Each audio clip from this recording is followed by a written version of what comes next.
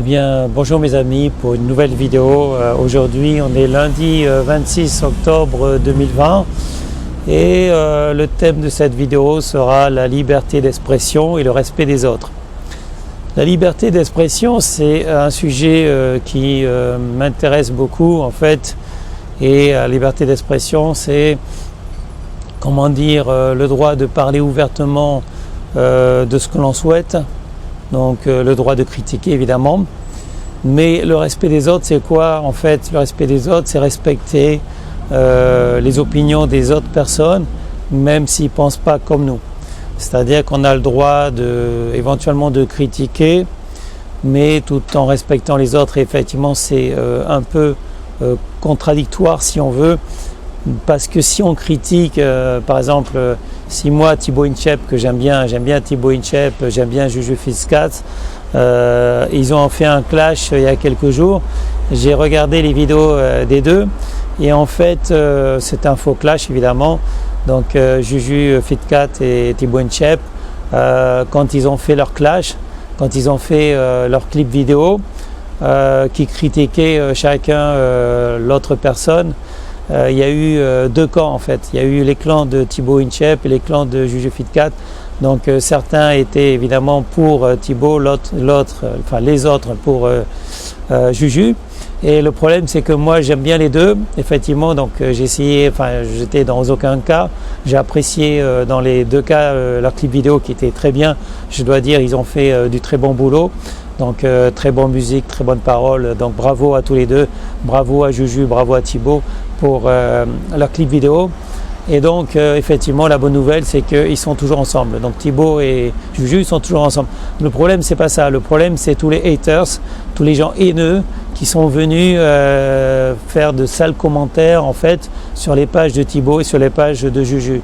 Donc effectivement il y a liberté d'expression, mais les commentaires qu'a publié Thibaut et Juju, certains commentaires qu'ils ont publiés donc dans une vidéo, effectivement me laissent, je sais pas comment dire, c'est horrible quoi, c'est horrible de lire des choses pareilles, de voir que des fans de Thibaut insultent de cette manière-là Juju, ou des fans de Juju insultent de cette manière Thibaut. Donc les gens, pourtant ils ont beaucoup de gens qui les suivent, beaucoup de gens qui aiment Thibaut Inchep. Thibaut Inchep qui est je crois le 4e youtubeur le plus vu, qui a le plus d'abonnés en fait en France. Donc Thibaut est quand même énormément vu puisque c'est le 4e youtubeur le plus vu. Mais ça ne l'a pas empêché d'avoir des insultes, ça ne l'empêche pas tous les jours d'avoir des insultes. Et Juju qui a je ne sais plus combien de vues, 2 millions d'abonnés, je veux dire 2 millions d'abonnés, a eu aussi énormément d'insultes mais horribles. Donc comment c'est possible que des gens en France insultent de cette manière des gens qui sont a priori charmants comme Thibaut Inchep, Juju Fitcat, je ne sais pas. Donc on a toujours des haters, ok. Quand on poste des vidéos comme moi par exemple, je sais que je ne plais pas à tout le monde, je sais qu'il y a des gens qui m'aiment bien, je sais qu'il y a des gens qui ne m'aiment pas. Bon, c'est normal. On va dire, à partir du moment où on est connu, à partir du moment où on passe dans les médias, à partir du moment où on est une personne, comment dire, en vue, voilà, même si je ne suis pas quelqu'un de très connu, évidemment, je ne suis pas quelqu'un de très en vue, mais bon, on va dire c'est normal. Donc la critique, c'est normal, mes vidéos ne sont pas top. Et je peux dire des conneries parfois, donc il m'arrive de me tromper, il m'arrive de dire des conneries, pourtant j'essaie toujours d'être honnête, donc je suis quelqu'un de foncièrement honnête, qui n'aime pas mentir, mais ça m'arrive de me tromper, ça m'arrive de dire des bêtises, hein. Donc personne n'est parfait. Emmanuel Macron a voulu défendre les valeurs françaises, a voulu dire qu'on pouvait publier, et on allait publier, la France allait publier encore les caricatures de Charlie Hebdo, ok. Par contre le président de la Turquie, Erdogan, ça ne lui a pas du tout plu, et la plupart des pays musulmans évidemment ça ne leur a pas plu. Donc le problème de l'affrontement qu'il y a actuellement entre la France, les produits français et les produits musulmans, les produits halal.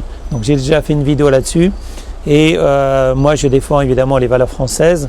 Donc je soutiens à 100% Emmanuel Macron pour ce côté-là. Enfin, je ne le soutiens pas pour tout, hein. Je ne soutiens pas pour les masques, je ne soutiens pas Emmanuel Macron pour le confinement, ni pour la gestion du Covid-19. Donc je ne suis pas un fan d'Emmanuel Macron, mais pour les valeurs françaises, pour la défense des valeurs françaises, je le soutiens. Donc Emmanuel Macron a tout à fait raison de défendre les valeurs françaises. Et même si ça ne peut ne pas plaire aux pays musulmans, et effectivement il y a beaucoup de musulmans actuellement qui sont contre Emmanuel Macron et qui ne soutiennent plus, par exemple, qui ne veulent plus acheter français. Donc il y a un boycott des produits français par la plupart des pays musulmans en ce moment. Et il y a une espèce de guerre en ce moment entre Erdogan et Macron. Donc je comprends cela, que d'un côté on a la liberté d'expression, oui, en France, et donc qui permet par exemple de critiquer les religions. Donc ça je suis d'accord. Moi en tant que bouddhiste par exemple, ça ne me dérange pas si quelqu'un dit du mal de Bouddha. Pourquoi? Parce que je connais la vie de Bouddha et je sais qui il est. Donc quelqu'un qui ne connaît pas Bouddha peut critiquer, je sais qui ne connaît pas. L'islam je connais assez, le Coran je l'ai lu et relu. Donc quelqu'un un musulman par exemple, qui me dit qu'il n'est pas d'accord avec moi sur le Coran alors qu'il n'a pas lu le Coran, ça me fait sourire un peu parce que j'ai lu pas mal de hadiths et j'ai lu et relu le Coran. Donc l'islam je connais assez. Donc après je comprends très bien que la plupart des musulmans n'ont pas lu le Coran, ça je comprends très bien. Le Coran ça fait 700 pages, donc tout le monde n'a pas le temps de le lire. Mais le problème c'est pas ça. Le problème c'est d'un côté on a le droit de s'exprimer librement, d'un côté comment respecter les autres, comment respecter le fait que certains se sentent se sentent trahis, se sentent critiqués, ne sont pas à l'aise quand on parle de l'islam par exemple. Donc là, en fait, c'est les musulmans qui sont effectivement visés dans ce cas-là, puisque depuis l'assassinat de Samuel Paty, beaucoup de musulmans se sentent visés. Certains rejettent tout sur Macron, certains disent que c'est un coup monté de Macron et qu'aucun musulman n'a jamais tué Samuel Paty. Donc c'est ce que certains musulmans soutiennent, comme quand c'était le cas avec Charlie Hebdo, l'attaque de Charlie Hebdo. Beaucoup de musulmans disent non, c'est pas l'islam, c'est pas des musulmans, c'est un coup monté, etc.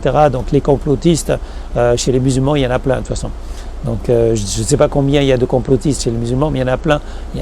Beaucoup de musulmans croient qu'il y a un complot à chaque fois qu'il y a un attentat terroriste islamique. Donc ça c'est assez évident. Et je ne veux pas dire qu'ils ont raison, évidemment ils n'ont pas raison, mais je ne veux pas dire que je ne les comprends pas en fait. D'un certain côté, certains musulmans ont une vision de l'islam qui n'est pas la même que d'autres musulmans. Donc en fait, déjà dans l'islam, il y a deux courants, les sunnites et les chiites, et même dans les sunnites, en fait dans les musulmans sunnites, il y a plusieurs courants, et il y a des gens qui ont une vision de l'islam comme quoi l'islam c'est l'amour, c'est une religion d'amour et de paix. D'autres musulmans, ils ont une vision plus catégorique de l'islam, c'est-à-dire qu'ils se fient au Coran, ils se fient à la vie du prophète Mohammed, et donc ils ont une vision un peu de guerre, disant que non, c'est l'islam qui doit régner sur terre, et donc voilà, il faut faire la guerre aux mécréants. Donc en fait, il y a plusieurs opinions au niveau des musulmans, au niveau de l'islam, et tout ça me ramène au fait que comment pouvoir critiquer sans déclencher une vague de haine. Ça je sais pas trop en fait, parce que même si on respecte les autres comme moi je respecte les gens, je respecte les personnes. D'un autre côté, je ne peux pas fermer les yeux. Quand on tue au nom de l'islam, quand on tue au nom d'Allah, quand on tue au nom du Coran, des gens innocents évidemment, quand on tue au nom d'une religion, je ne peux pas fermer les yeux. Personne ne tue au nom du Christ, personne ne tue au nom de Bouddha. En fait, il n'y a que dans l'islam qu'on tue au nom d'Allah. Donc ils ont leur Dieu Allah, ils ont leur Coran, le livre sacré qui est le Coran, et ils tuent au nom du Coran parce que c'est écrit dans les versets qu'il faut tuer, et je ne peux pas être d'accord avec ça. Donc d'un côté je ne peux pas être d'accord parce que je connais le Coran, je connais l'histoire de l'islam, et donc je ne peux pas être d'accord avec ça. D'un autre côté, comment respecter les musulmans, respecter le fait que certains musulmans croient toujours que l'islam est une religion de paix et d'amour. Je ne sais pas trop. J'avoue que je ne sais pas trop, mais en fait, il faut naviguer entre le droit de nos libertés, donc le droit de garder nos libertés, le droit de croire ou ne pas croire, puisqu'en France, comme je disais dans une précédente vidéo, la France est un pays libre, un pays démocratique, contrairement aux dictatures islamiques.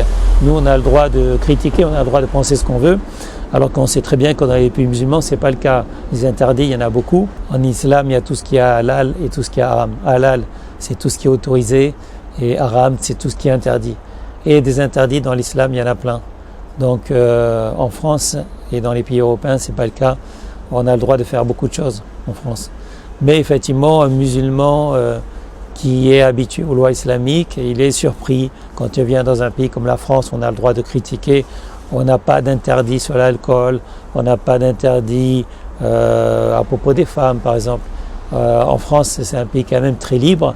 Donc le musulman qui vient d'un pays musulman, je sais qu'il a du mal, quoi. Il ne peut pas comprendre pourquoi les femmes s'habillent comme ça, il ne peut pas comprendre notre façon de vivre. Donc effectivement, après on peut se demander pourquoi les musulmans viennent chez nous, pourquoi les musulmans viennent dans des pays non musulmans, des pays de mécréants, des pays de koufars. Ça c'est un autre problème, peut-être ça fera l'objet d'une autre vidéo. Je pense qu'il y a essentiellement deux raisons à ce qu'un musulman vient dans un pays de koufars. C'est du fait que le musulman il a envie d'être libre et donc il ne supporte plus de vivre dans un pays musulman avec tous ces interdits. D'un autre côté, certains musulmans viennent dans des pays de koufars pour imposer leurs lois, leur islam.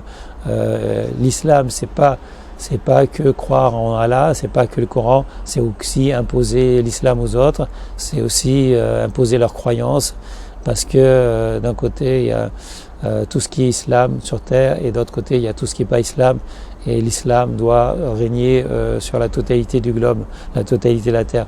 Donc en fait, beaucoup de musulmans pensent avoir un devoir sacré de répandre l'islam sur terre. Donc mes amis, tout ça pour dire que le débat n'est pas clos, le débat est juste ouvert. Effectivement, moi je ne suis pas pour la haine, je ne suis pas pour les propos haineux, donc moi je ne fais jamais de propos haineux, et j'avoue que quand je vois des propos haineux, normalement je les ignore. Je sais qu'il y a des gens haineux sur terre, il y a beaucoup de haine sur terre, effectivement. Si les gens étaient moins haineux, on vivrait dans un monde de paix et d'amour, mais ce n'est pas le cas. Donc il y a beaucoup de guerres, il y a beaucoup de morts. Peut-être un jour on vivra dans un monde de paix et d'amour, mais je ne suis pas un bisounours, je ne crois pas trop pour l'instant qu'on arrivera à vivre dans un monde de paix et d'amour. Donc pour l'instant il faut gérer ces deux problèmes que sont le droit d'expression, le droit à la liberté d'expression d'un côté en fait, et le respect des autres, sachant que si moi je vous respecte, il faut que vous me respectez aussi. Donc ça va dans les deux sens. Vous respectez, par exemple, vous allez dans mon pays, la France, vous respectez mon pays, vous respectez mes lois. Si je vais au Qatar, si je vais en Algérie, si je vais au Maroc, si je vais dans n'importe quel pays, je respecterai les lois, c'est ce que je fais toujours. Donc quand je sors de la France pour aller dans un pays étranger, je respecte toujours les droits du pays dans lequel je vais. Ce que je demanderais, c'est que les gens qui ne sont pas français, qui viennent en France, qui respectent nos lois, c'est tout. Enfin, je demande que ça. Vous nous respectez, on vous respecte, ça va dans les deux sens. Voilà. Ceci pour terminer la vidéo, et je vous souhaite à tous une bonne journée mes amis. Portez-vous bien, une bonne santé à tous, et à bientôt pour une prochaine vidéo. Merci, au revoir. Avec tous les instituteurs et professeurs de France, nous enseignerons l'histoire, ses gloires comme ses vicissitudes. Nous ferons découvrir la littérature, la musique, toutes les œuvres de l'âme et de l'esprit. Nous aimerons de toutes nos forces le débat, les arguments raisonnables, les persuasions aimables. Nous aimerons la science et ses controverses, comme vous. Nous cultiverons la tolérance, comme vous. Nous chercherons à comprendre sans relâche et à comprendre encore davantage ceux-là qu'on voudrait éloigner de nous. Nous apprendrons l'humour, la distance. Nous rappellerons que nos libertés ne tiennent que par la fin de la haine et de la violence.